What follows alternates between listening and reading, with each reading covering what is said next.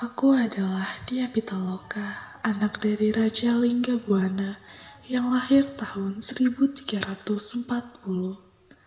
Dalam kitab para raton, aku memang digambarkan akan dijodohkan dengan Hayam Wuruk. Terlebih, Raja Muda Majapahit itu sangat menyukaiku dan ingin menjadikanku sebagai permaisurinya. Dalam kitab tersebut juga digambarkan bahwa aku adalah sosok putri yang sangat cantik. Hayam Wuruk mengetahui sosokku saat ia tengah mencari permaisuri.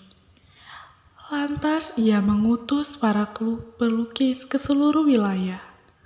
Namun, saat para pelukis itu kembali, tak ada satupun sosok wanita yang menggetarkan hatinya. Hingga kemudian, Hayam Wuruk mendengar ada seseorang putri cantik jelita asal tanah Sunda, yaitu diriku.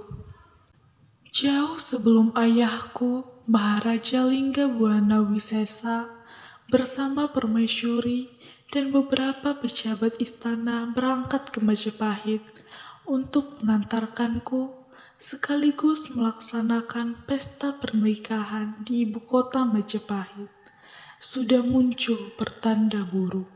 Pertanda buruk itu muncul pada saat rombongan kecil kerajaanku hendak berangkat ke Majapahit. Rombongan itu dihadapkan dengan peristiwa yang sangat aneh. Air laut tempat kapal-kapal kami bersandar untuk menuju ibu kota Majapahit tiba-tiba berubah warna menjadi merah darah. Pertanda buruk itu tidak dihiraukan oleh ayahku dan rombonganku. Kami tetap berangkat menuju Majapahit dengan penuh misteri. Tidak terlalu banyak pasukan yang mengiringi perjalanan kami. Ratusan rakyat Galuh mengantarkanku beserta ayahku menuju pantai. Kami semua menyaksikan misteri air laut yang berubah warna menjadi merah darah itu. Setelah perjalanan jauh, tibalah rombonganku di Pasanggerahan Bubat. Lalu datanglah utusan Patih Amangkubumi Gajah Mada yang menyampaikan maksud agar aku diserahkan kepada Hayam Wuruk sebagai tanda takluk Sunda ke Majapahit. Namun hal ini membuat ayahku, Maharaja Linggabuana, merasa harga dirinya telah terinjak-injak dengan perlakuan Gajah Mada. Hal ini jelas ditolak oleh ayahku.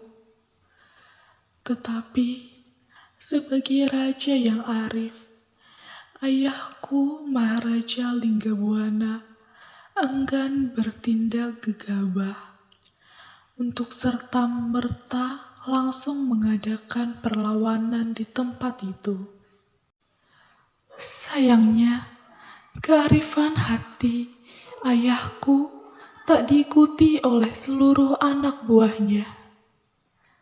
Pada situasi demikian, rombonganku itu merasa dilecehkan. Karenanya, rombonganku itu ingin mendesak Hayam Wuruk untuk menerimaku sebagai pengantin, bukan sebagai tanda takluk Sunda terhadap kekuasaan kerajaan Majapahit. Namun Hayam Wuruk tampaknya belum berani mengambil keputusan tepat. Faktor umur yang masih muda menjadikannya bimbang. Apalagi kedudukan Gajah Mada yang sekelas Perdana Menteri menjadi tokoh andalan untuk Majapahit dalam mengambil kebijakan. Di sisi lain, rombonganku mulai muak dengan perlakuan yang diterimanya dari Gajah Mada. Beberapa pejabat istanaku seperti Larang Agung, Tuan Sohan, Tuan Gompong, Panji Melo, Rangga Kaweni, Sutrajali, Jagat Saya, Urang Penggulu, Urang Saya, dan Urang Siring. Mereka memutuskan untuk melakukan perlawanan terhadap pasukan Majapahit di bawah komando Gajah Mada. Meski secara jumlah jelas kami telah kalah. Sebelum Raja Hayam Wuruk memberikan keputusan, Gajah Mada dan pasukannya sudah melakukan penyerangan ke lapangan Bubat dan mengancam Raja Sunda, yaitu ayahku, untuk mengakui kekuasaan kerajaan Majapahit. Demi mempertahankan kehormatan dan harga diri sebagai kesatria Sunda, ayahku Maharaja Linggabuana menolak tekanan itu. Satu lesetan anak panah, entah busur dari siapa, menerjang utusan Gajah Mada hingga terkapar di tanah. Suasana tidak terkendali, perang pun tidak terelakkan lagi. Rombongan kami yang tidak siap berperang menghunus pedang dan merentangkan gendewa untuk menghadapi pasukan Majapahit yang sudah siaga berperang. Timbullah peperangan yang tak seimbang antara pasukan Gajah Mada yang berjumlah besar dan pasukan bala pemati, para pejabat dan para menteri dari kerajaanku di lapangan Bubat. Pasukan kerajaan kami menyerang ke arah selatan. Di sana, pasukan Majapahit dibuat kocar-kacir. Namun serangan dari pasukan kami itu dipatahkan oleh pasukan Majapahit di bawah komando Arya Sentong, Patih Gowi, Patih Margalewis, Patih Tetek, dan Caran Bayan. Para menteri, Araraman, dan pasukan berkuda berganti menyerang pasukan kami. Serangan itu berhasil meluluhtakkan pertahanan hingga pasukan kami menyingkir ke arah barat daya. Pasukan kami dapat dikepung, itu berhadapan dengan pasukan yang dipimpin langsung Gajah Mada.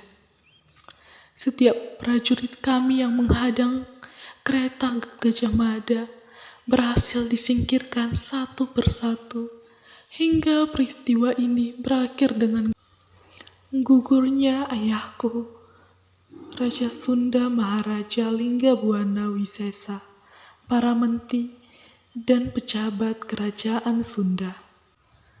Demi menjaga kehormatan rakyatku, aku melakukan bela pati, bunuh diri untuk menjaga kehormatan kerajaanku. Itulah mengapa dikatakan menjadi perang Bubat. Itulah cerita singkat dari kisahku Dia Pitaloka Citra Resmi.